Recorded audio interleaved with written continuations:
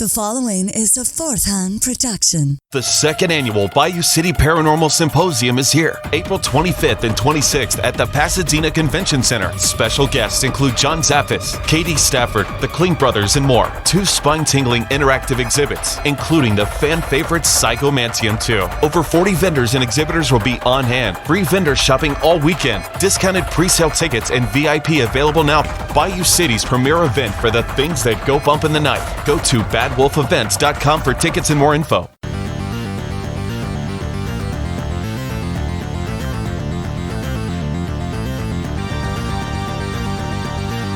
What? No!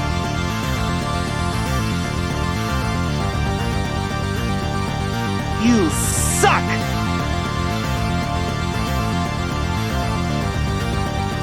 Oh my God!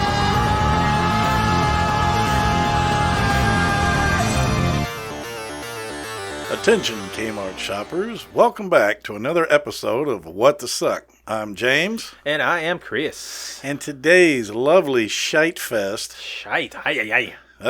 widely regarded as one of the worst films to come out of Hollywood. Yeah. I like that. Today's lovely Shit Fest is the 1959 movie Night of the Ghouls. And just by the sound of it, holy shit. It's a winner. Sounds like a winner It's to a me. winner. Yep. Let's do it. Yep. It is directed by Ed Wood. The famous The infamous Ed Wood. Plan 9 from Outer Space, Ed Wood. Produced by Ed Wood and written by Ed Wood. So you know that means quality. That's the triple threat. That's right. That's quality right there. Starring Kenne Duncan, Duke Moore, and Tor Johnson. And a few others probably. I'm sure a few other assholes. Yeah. Cinematography is William C. Thompson. Edited by Ed Wood. Oh my God, that's a 4-fer. He saved a ton of money doing most of this shit by himself. He did the whole damn thing. Oh yeah. The color process is black and white, of course. The release date, direct to video, was 1984. It doesn't have the theatrical release here for some reason. I don't see it. No. It has a running time of 69 long-ass, agonizing motherfucking minutes. It does seem like these shorter films, these older films that are like an hour long, It go does. go on a lot fucking longer than our 2-hour films that we watch. It does, and I guess it's just the like I said our last episode was actually quite entertaining, but it did seem long as hell for an hour and 15-minute movie. Yeah, I guess they try to cram as much shit as they can in the hour. Yep. But like, good Lord, like it feels like it should be over and it's not even halfway through. Yep. The synopsis reads as such. Night of the Ghouls, starring Kenne Duncan, Duke Moore, Valda Hansen, and Criswell. Just Criswell. Just Criswell. Just Criswell, that's not it, the yeah. amazing Criswell, just Criswell. It's like Cher, just Cher. Yeah, I guess. Undoubtedly, the worst film to come out of Hollywood, Night of the Ghouls is an incredibly cheap, trashy film. I love trashy. Yep, I love trashy. About a phony psychic, Dr. Acula. No. Get it? Dr. Acula. Dr. Acula. Get it? Dracula. Well, Acula, Dracula. What the fuck? You gotta say it right. Who pretends to bring the dead back to life in order to bilk bereaved clients out of their money. What a bastard. He's a classy shyster. Yep. Producer Ed Wood, known for his notoriously cheap films, hit a new low with Night of the Ghouls. Nice. A film so bad that even he was ashamed to release it. Oh, now that shit. is fucking That's awesome. a winner. If you can stop laughing long enough, you'll wonder how anyone could have ever made a film this bad. Hardly worth the celluloid it was filmed on. Night of the Ghouls is a final stinker in a trilogy of terrible films begun by Bride of the Monster in 1956 and continued with that all-time turkey Plan 9 from Outer Space, if anybody cares. All right. Sounds like a winner. That. Sounds like a winner to me. Yep. All right, so I guess do you want to go over the rating? Yeah, I'll go over the rating briefly. Everybody knows how we do this. If you don't, consult previous episodes. That's right. We do rate our movies on a shit emoji scale. 1 being good, 5 being holy shit. The worst of the worst. The worst of the shit. worst. The Fica della Mater. Exactly. That's so right. basically, if we give it a 1, it's actually one of your better movies, one you're going to keep. one of those ones you pull out parties and stuff like that. You'll 2, watch over and over for and sure. then they progressively get worse from there. So you get to the 5, and then and at that in point, 5 is when you want to go slam your head in a walk-in freezer door or run into traffic, something. watch it once and forget about it. Yes, that is correct. So, all right. Well, shall we get on with the review? I'm actually looking forward to this. I am too. Just from that synopsis alone, I'm looking forward to seeing what a piece of shit this is. I have not seen it yet, so I'm pretty excited to watch it. Oh, God help us. Here we go.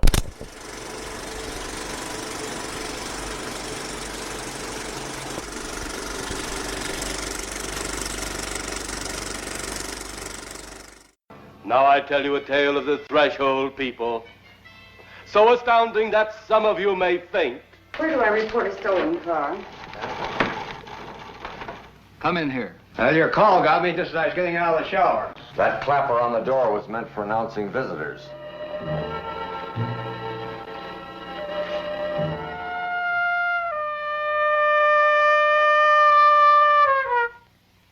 Through my powers of the supernatural, I, and I alone, can bring him to this room tonight.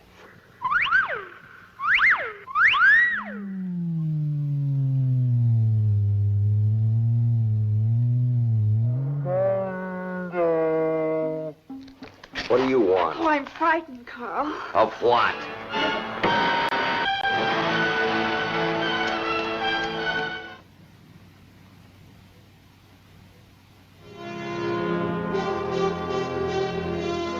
Let everyone stay where they are. You're all under arrest. There's my hat. Keep your voice down, will you? Well, at least we know where Dr. Acula is. And you may join us soon. Mother of Pearl. Man, that, again, Jesus. 1 hour long, felt like 5 hours of my life gone. It sucks. Yep. Yeah. 69 minutes of pure, mind-numbing, non-horror, psychobabble. Bullshit. Yeah, supernatural, psychobabble, drama, poorly acted. Yeah. The only thing about this movie so far, off the beginning, was the music. The music's the typical 50s stuff. Yep. Other than that, yipe. I enjoy the atmosphere. Definitely, it's made in the 50s. It feels of the 50s, so I enjoyed that. Seeing the cars and just the I love the detective that's investigating this house in a fucking tuxedo. In a in a full-on tuxedo. Well, damn inspector interrupted his plans, said you're going out of the house. But we'll get to that in a minute. But I will say, unfortunately, this one is dreadfully narrated by some dick muncher. Yeah. I have no idea who it is. All the fucking time. But he sounds like this, and he talks like this the entire movie. There's no inflection in his voice. No, it's... So I was thinking maybe I will do the entire review like the damn narrator, but please don't. No. Please don't. No. Let's not. Let's save our poor listeners' ears and mind. All right, so movie starts off with the Criswell coming out of a coffin. Very much Vincent Price. No, it's not Vincent Price. I'm sorry. Peter Vincent from Fright Night. Okay. Yeah, coming out to be our host to tell us about the evening events that are going blah, to blah, blah, work. blah. Come on in. Yeah, so it's just some blonde fuck coming out of a coffin. And then we get the credits. Whoop-de fucking do. And then we go to the police station, which I don't know why. I guess, they don't explain it, why the cops are there and all this shit. We get a lecture, first of all, about people driving and shit. And we get this weird, little montage of, juvenile delinquency. Juvenile delinquency. And this fucker rolls a car and kills himself. And mind you, that was the only death you see for quite a while. And we get, And they talk about delinquency, and you see a bunch of kids sitting in a little diner, and a couple of them are dancing and stuff. You get different shots of different Those groups damn of, kids. different groups of kids, like either dancing or fighting or beating each other up. I mean, it's like a 5-minute diatribe on like juvenile delinquency. I'm just going to tell you guys, Chris and I are deeply challenged on this one. This is another one of those movies that really had nothing to go with except extremely corny acting, very poor effects, comic, and just it's almost comical in its nature. It's fucking stupid as shit. Yeah. Then you get these two bozo old people in the car. I mean, we'll just call them Fred and Ethel. Fred and Ethel, yeah, they are goofy as fuck, and they look exactly alike, except he's got glasses and a hat on. Yeah, and she just she just has a hat on, and damn, they ugly. Yeah. And I also made note that his head is actually taller than the roof, so I don't know how they edited that out. But his head goes up farther than the roof goes. Yeah. So it's pretty fucking stupid. And the typical 50s oversteering. You know, they're going down the road. Hey, what the hell? Anyway, they pull the fuck off the road for no reason. They're driving. The old lady's bitching him out. Henry, whatever his fucking name is. Just nagging him and shit. So he pulls the fuck over. And this is where we get the first, quote-unquote, ghoul of the movie. But it's a good-looking ghoul. The woman in white. The woman in white. Who just stares at him and doesn't do shit, but stares at him intently. But yet, all of a sudden, the car was running fine, but then as this bitch is walking at them at a half a mile an hour, it stops running. They can't get it started. Nope. And then she turns around and goes back into the woods, and then the car starts. And then they get out of there. No threat. And that's the scene. No nothing. Done. That's it. Done. Bullshit. And then we go back to the police station, where the only one who really has any shred of acting ability is the inspector. Inspector, yeah. The inspector chief sitting behind the desk, smoking his cigarette, and he's ordering this guy, Detective Tuxedo. Yeah. Comes in, and he is obviously, he's got plans for the evening, but out of nowhere, this fuck inspector orders him to go and investigate Dr. Acula's house. He was right, Dr. Acula. I said Acula, but I was just being stupid. But Dr. Acula. Everybody get that one? I think they got it this time. Yeah, you can move on. Move the fuck on. So they get in an argument, and the guy's telling him, "You need to go out and argue." Well, I ain't going. Hell with that. I bought these damn tickets. I'm taking my wife out and blah, blah, blah. So he argues with him, but then he caves like real simple. Yeah. And he shows up.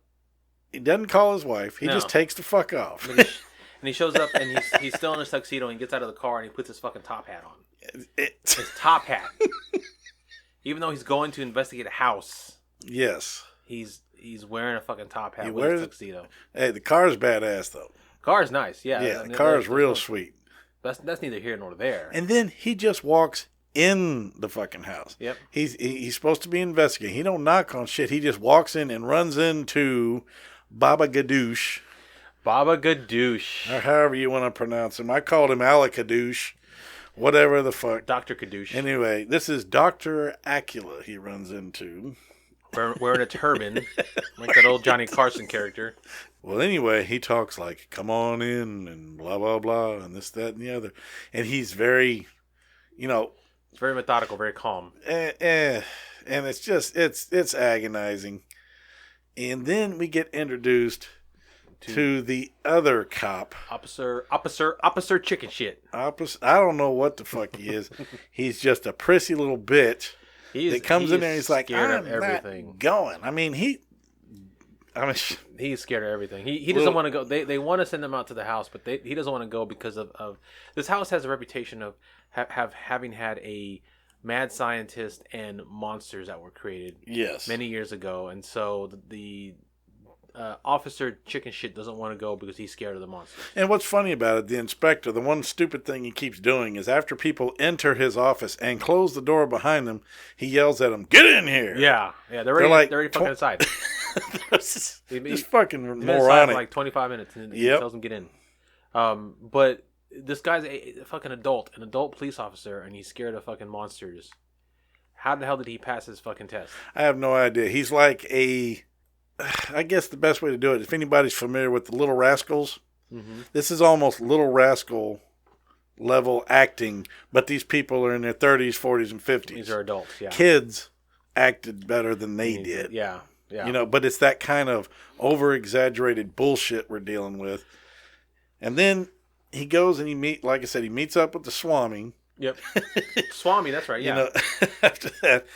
And he leads them, says, well, the mystical orb room or whatever the fuck he calls it. But drape room. We get this scene, this long set of scenes where Dr. Acula is leading the detective Tuxedo. It's supposed to be down this dark hallway. But it's pitch fucking black, but yet you can see them just fine. Yeah, you can There's see no them. light. It's pitch black. You see the room they leave, and then the next time you see a room is the room that they enter. So I know what happened. What happened is they didn't have an extra long hallway to film in, so they had one section that they darkened, and they had them 2 actors walk through it 4 times, fucking Flintstone style or Scooby-Doo style, and called it a long dark hallway because they didn't have the set for it. And stupidly tells them, you must watch your step. Well, no shit. It's dark as shit. Obsessed with UFOs and extraterrestrials? Convinced there's a chupacabra in your backyard? Is your doppelganger ruining your life? Do you love all things haunting related?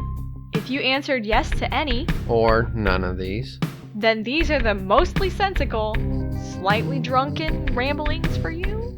Question mark? I'm Emily. And I'm Joel, and we're the hosts of Drink Drunk Dead. Join us, our 2 cats, Emma and Otto, and our house ghost, every week as we have a few drinks, discuss all things paranormal, and raise a toast to our ghosts.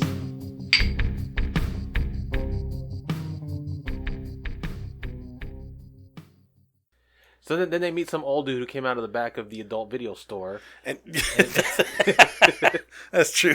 And anybody ever been in one of those creepy ass old video stores? They don't really exist anymore, but they still do. They're but then you look in the back room, and then there's always that curtain in the back. Yeah, and you always see some old bastard walk out with a stack of shit in his hand. And you know damn well it doesn't matter what genre of movie was next to it. Yeah, it could have been fucking romance. If you were a 10-year-old kid, you pretended to be in the romance section, so you can try to sneak a peek your head around, into those curtains, and see what kind of dirty movies in there. You dirty motherfuckers! I know you did. Everybody did it.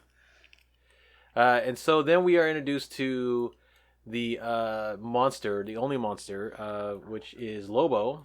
Lobo is like a 400-pound, hairy, two-faced Dent.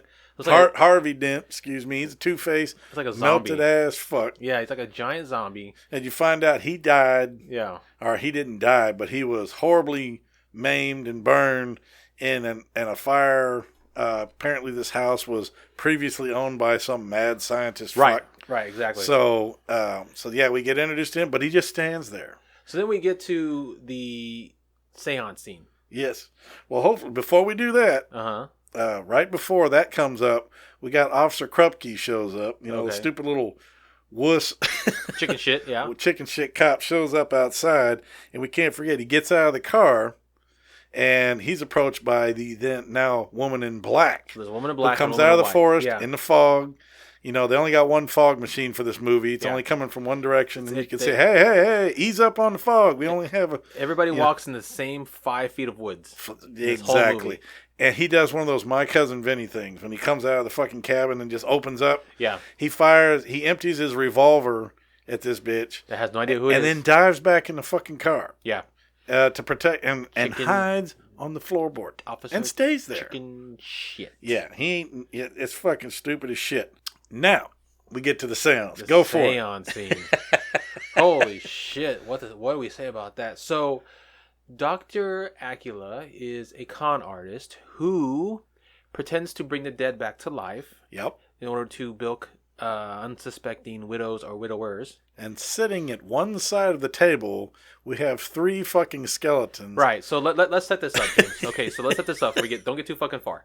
All right. So we have Dr. Acula at the head, of course. Mm-hmm. We have on his right, we have his next victim, some old bitch, and Next to her is either her younger lover or her son. It's not really explained who it is. Actually, it is a lover. Okay, it's a lover. It's her new love interest, but we all know what he's trying to do. Yeah, it's James She's an old Dean. rich bitch, and he's trying to snake the old bitch for her money. It's like a reverse Anna Nicole Smith and her old man. So yeah, pretty much. And then we have standing behind them is Detective Tuxedo, who's watching the event. Yep. And then to Dr. Acula's left, we have 3 skeletons.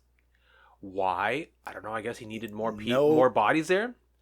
No idea whatsoever. One skeleton has a little bit of hair. The next skeleton has a little bit more hair, and then the third skeleton has a whole fucking wig on for some fucking reason. I don't know. But they have their hands up on the fucking table, and so he proceeds to do this seance, where to his left there is a coffin, and his assistant is standing next to the coffin. Yep. So then at some point in the ceremony, the assistant opens the coffin up, and the widow's husband is apparently in there and sits up and at a 45-degree angle. Yes, and proceeds to tell her everything that she wanted to hear, and then tells her that he approves of her new James Dean boy toy, and proceeds to tell her that they will talk again, so she will have to come back and talk to him again at another time. And not a single person, first of all, neither the widower or the boy toy is frightened by this. And the old man is just talking like everything's normal, like he didn't just come back from the dead. And like I said, it's not even acted. No. If anybody's ever watched like old science fiction shows, you get that robotic voice and it's telling him, and this is exactly the way this dude is talking. He's like, you can go ahead and marry him. It's okay. He's a good guy. Here's the thing. I'm still trying to figure out why the hell he needed 3 fucking skeletons. It's never explained in the goddamn thing. Hey. Why 3 skeletons? Well, what does that have to do with it? Ed couldn't afford 3 more actors. So he gets skeletons from Spirit Halloween store? What the fuck, That's right. man? Throws them on the table. Fuck it. Who cares, And I have seen Popeil infomercials from the 60s and 70s that are more entertaining than this movie has been to this point. Yeah. It's really fucking stupid. I mean, we've done some 50s movies, and pretty much they've all been fairly charming. This one here is almost a cruel joke. Yeah. It's kind of, it's over the top ridiculous. I mean, I get it's an Ed Wood movie. I get it. Yeah. But God dang, man, come on. At least Plan 9 had some laugh factor to it. Well, the one part that was good, well, not one part, but anyway, and then we get Officer Chicken Shit finally gets up the nerve to get out of the fucking car. And comes rushing into the drape room, as they call it, where they're holding the seance, and he goes, "Nobody move!" He's 45. I said, well, you got the clowns on one side, but I also said he ain't gonna have no problem with them 3 skeletons. Them motherfuckers ain't moving. And then as he approaches them, he turns around. And who's there? Who cares? Fucking Lobo comes in, and he has these cheap, shitty special effects bullets in his gun, because you can see the little poof of smoke when he's firing the weapon. Cap gun. But yet he just walks right through it, and he clubs this fucker and drags him out of the room. And so we thought, okay, Officer Chicken Shit got killed. We thought finally a death. Finally. But there was no blood. No blood. Well, I mean, he just strangled him, so it wouldn't be blood. Or we thought he strangled him. He bludgeoned him with his fist. He just kind of double fist clubbed him and then drug his ass out of the fucking room. And they stick his ass in a coffin, because Detective Tuxedo eventually finds the officer in the coffin, and we're thinking, okay, he's dead. First death. Yep. But he's not dead. He comes back to life because we see him later on at the police station. Yep. And here's the stupid thing. To this point, when Lobo jumps his fucking ass and clubs him, we have been 59 minutes through this movie. Of a 69-minute movie. Of a 69-minute movie. Literally no death. Just the one at the beginning. Exactly. But that was just an example death. That wasn't even a ghoul death. This was some fucking punk teenager that rolled his car. None caused by the ghouls, though. Nothing caused by the ghouls. And when we finally do, in the last 10 minutes of this movie, get some fucking death, it's the result of a shootout with the cops. Yeah. Swami goes and hides in the back room and sends out one of his cronies who comes out firing a pistol, and they shoot him, and he does the stupidest fucking spin move, fake death. I mean, it's just, It's over the top fucking moronic. And while the shootout is going on, Swami grabs the girl in white, quote unquote, fake ghost bitch, and they try to sneak the fuck out. And they emerge from the room, and all the cops are staying there because backup has now shown up, and they're all standing there, and they're talking. And the guy in the middle, what's his name? Fuck stick from the coffin at the beginning of the movie. Oh yeah. I don't know, the widow, the dead dude. Or and I don't even know where the hell he's been the whole fucking movie. He just showed up here at this in this fucking place. There's like 3 people that show up that I have no idea who the fuck they were in this movie before. They weren't. They just showed up. And he starts talking in his little Star Trek-y old '66. Yeah. Echoing, telling him, Dr. Swami, you shithead, you fuck, so you fiend. They get him down and they kill him. Well, it looks like they don't kill him. They just take him down and clobber him, and then put him in the coffin. And they put him in a fucking coffin, and then pick the coffin up. Actually, they go to shut the coffin. That's right. And when they do, all of a sudden he's like, and he could have pushed up on it. Yeah. He's wide awake. He doesn't fight. They seal the coffin, and then it shows them carry him off, and you don't see him again. Nope. So you're assuming they thought he was dead, and they said he needs to return to the grave or whatever shit. I don't think because they heard him yelling. I think they were just going to bury him alive. I don't know. Yeah. They were just walking. I mean, if you heard, we didn't hear shit. Well, no, because you saw him wake up before the coffin closed. Exactly. So they were all there. So they all saw him like get closed up alive. So. Either that or that odd fuck. I'm just going to call him the odd bastard. He closed the coffin on him anyway, and apparently it's fucking soundproof because they didn't hear shit. Yeah. And so they take him away, and you don't see him. Nope. And then the woman in white goes outside. She's walking around trying to get out and trying to figure out what the fuck to do, and she runs into the woman in black. Yep. Who says it's time to go home to the graveyard. You got to go back. It's time for you to come home too. So she walks into the forest in this trance, and then just fucking vanishes. And then we cut to a scene of the officer chicken shit, Detective Tuxedo, the inspector, and some curly-haired douche, and they're all talking about what happened, what happened with the case, where Dr. Acula go to because they can't find him. Dr. Acula. And then they make the deduction that he must be in the graveyard, and then they go check the graveyard, or they're gonna go check the graveyard, but the movie ends. We don't even get that. Movie ends. The movie ends. Yeah. There's no. Sorry, there is not more to talk about on this one, but it is literally. There's no. There's no 3-act structure. There's no A to B to C. There's just A to C. That's it. There's no B. It's like somebody spilled a bowl of alphabet soup, if you want to talk about that shit. Yeah, you're talking about just a fucking mess. There's nothing going on in this movie. So, be my guest, sir. How do you rate this lovely motion picture? Man, I mean, it's an Edward quote unquote classic. Yeah. It's very difficult to watch. It has its charm. It's a 50s. As bad as they are, movies and shorts from the 50s and 60s have a charm to them. Yes, they do. They have a unique quality all their own. It was still difficult to get through. It's because it was so fucking hard to follow.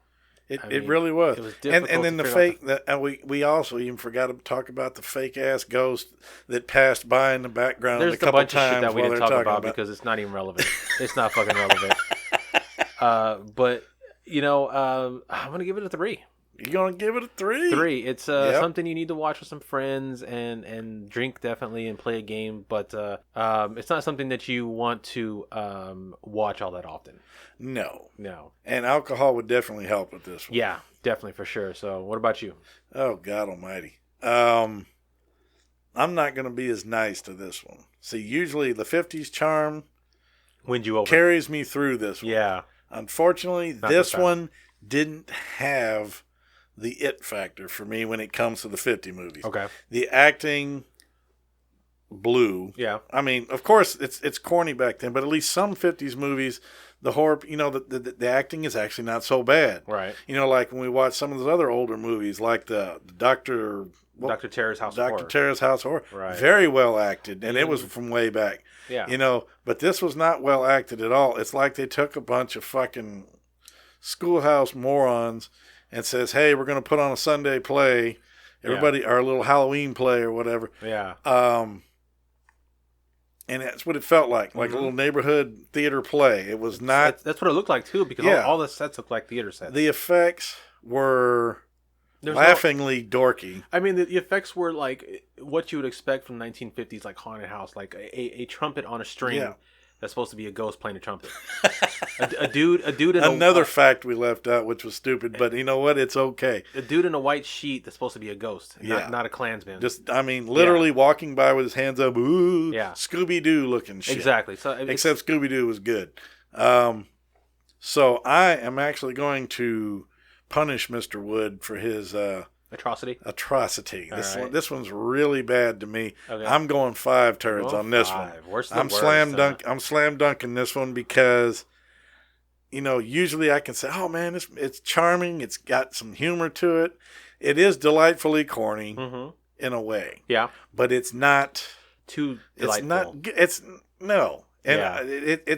I guess you could say it's good enough to watch once and drink and get a kick out of it just because of how god-awful it is. And it's Ed Wood. It's a piece, as bad as it is, it's a piece of film history. Yes. Ed Wood, for good, bad, or infamous or whatever, he has his place in the history of movie making. Yep, and all I'm going to say is the synopsis hit it right on the fucking head. This is probably one of the worst movies I've ever seen.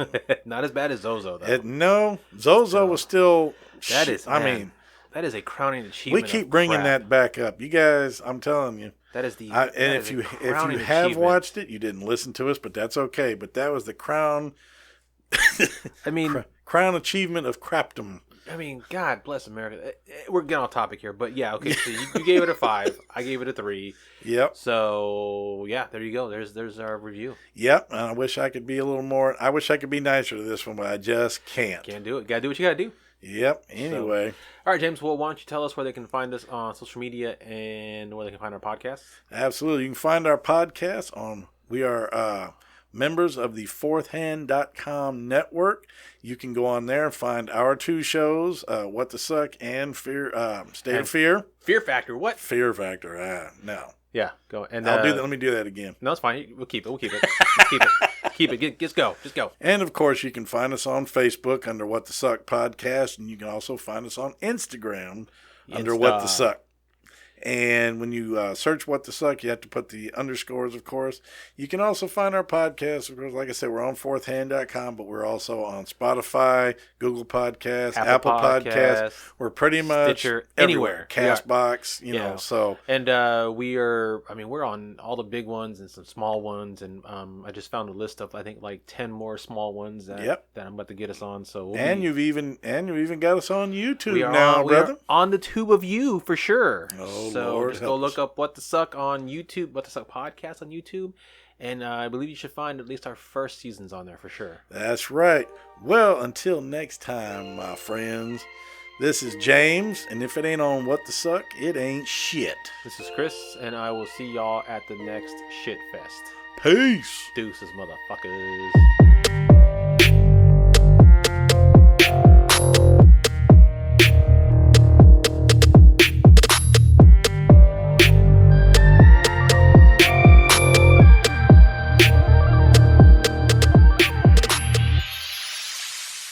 You've been listening to a Fourth Hand Joint.